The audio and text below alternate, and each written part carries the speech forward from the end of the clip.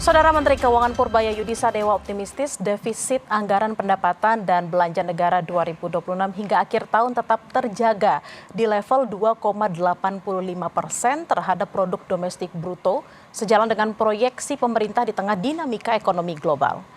Menurutnya, outlook defisit sebesar 2,85% PDB merupakan perhitungan dengan kondisi saat ini. Namun pemerintah masih melihat adanya sejumlah faktor yang dapat memperbaiki kinerja fiskal hingga akhir tahun. Purbaya bilang penurunan harga minyak dunia, perbaikan penerimaan pajak dan cukai, serta perbaikan pertumbuhan ekonomi berpotensi meningkatkan pendapatan negara.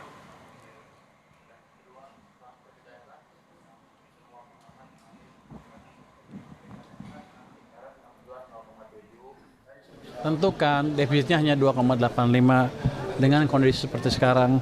Tapi nanti kalau harga minyak dunia turun lebih sedikit, terus juga nanti saya berhasil lebih bagus memperbaiki pajak dan bea cukai, dan ekonomi membaik sesuai dengan prediksi kita, ada kemungkinan besar pendapatan pajak kita akan meningkat dan kondisi anggaran kita akan semakin membaik. Meningkatnya kan artinya itu batas yang paling atas segitu, defisitnya 2,85.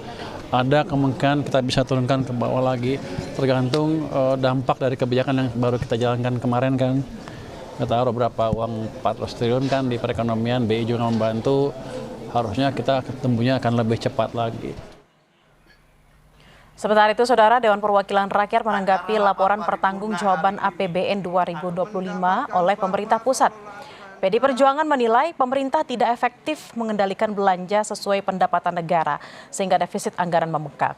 Sementara partai pendukung pemerintah, Partai Golkar, mengapresiasi laporan keuangan pemerintah pusat yang mencatat perbaikan pertumbuhan ekonomi dan penurunan tingkat kemiskinan. Meski dengan sejumlah catatan, laporan pemerintah disetujui untuk ditindaklanjuti membahas RUU Pertanggungjawaban APBN 2025. Dengan pertimbangan pendapat, pandangan, dan catatan di atas, maka fraksi PDI Perjuangan menyetujui untuk melakukan pembahasan lebih lanjut atas RUU tentang pertanggungjawaban atas APBN tahun anggaran 2025 sesuai dengan mekanisme. Pimpinan sidang dan hadirin yang berbahagia, berdasarkan beberapa pokok pikiran yang telah kami sampaikan, maka fraksi Partai Golkar menyatakan menyetujui rancangan undang-undang tentang pertanggungjawaban atas pelaksanaan APBN tahun anggaran 2025 untuk dibahas lebih lanjut.